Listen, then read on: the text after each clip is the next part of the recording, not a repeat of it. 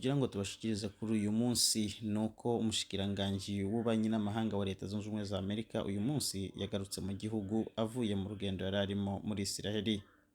Kuri uyu munsi biravuga ko nanone hari ubwato bw'abimukira bwarohamiye mu nyanja ya Mediterane.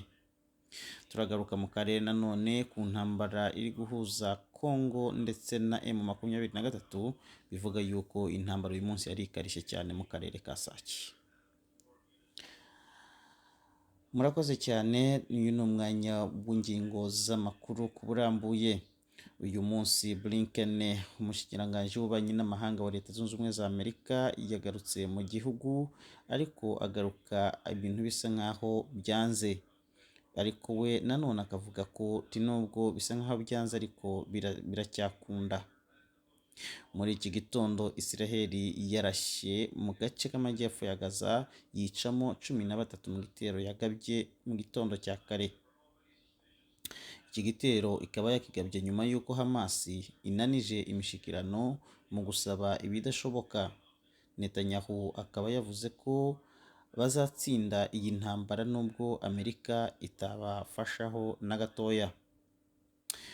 Kuri uyu munsi wa kane hari ubwato bwari butwaye abimukira bwarohamiye mu kiyaga cya Mediterane, 13 bakaba bahasize ubuzima, nayo 27 bakaba baburiwe irengero.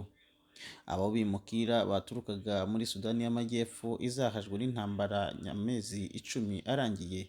Ikigo mpuzamahanga cya OIM gishinzwe abimukira kikaba kivuga yuko 2270 nibo bavuga ko bamaze guhitanwa n'amazi mu mwaka wa 2023. Gusa kandi bikavuga ko muri uyu mwaka nyuma y'ibyo 2270 hiyongereyeho purusa 60 zamaze gupfira mu mazi. Muri Congo intambara irakomeje hagati ya leta ndetse n'umutwe witwaje intwaro wa M23 mu karere. Biravuga yuko ibibazo bihari ari uko ingabo za Congo bwazo zirimo zihunga intambara zigahasiga abaje kuzitabara. Ibi nabyo ni abasirikare b'Abarundi ndetse na SADC baje kwifatanya nazo, ariko ngo bakahaba bari kuhabonera ibyago bikomeye. Gusa kandi haravugwa amapfa menshi y'ingabo z'u Burundi, abandi bagafatwa mpiri, kandi ngo udafatiwe mpiri ku rugamba cyangwa ngo ahapfire ngo nta kabuza yicirwa i Bujumbura nk'uko aba yahunze urugamba. Muri iki cyumweru abasirikare barishwe bagera 10 mu Burundi ngo nuko bahunze urugamba rwabahuzaga na M23. Haravugwa n'abandi barenga 200 n'ubu batazwi irengero ryabo. Abo basirikare n'imbonerakure bari kuzira kwanga kwita mu ntambara ya Congo, ngo bari kwicwa kw'itegeko ry'ushinzwe iperereza mu Burundi afatikanije na Bwana Neva.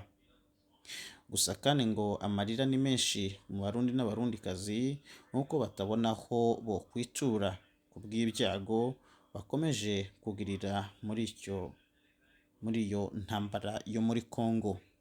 Gusa kandi Abarundi bari i Burundi nabo ngo bafite ibyago bikomeye nk'uko batarimo kubona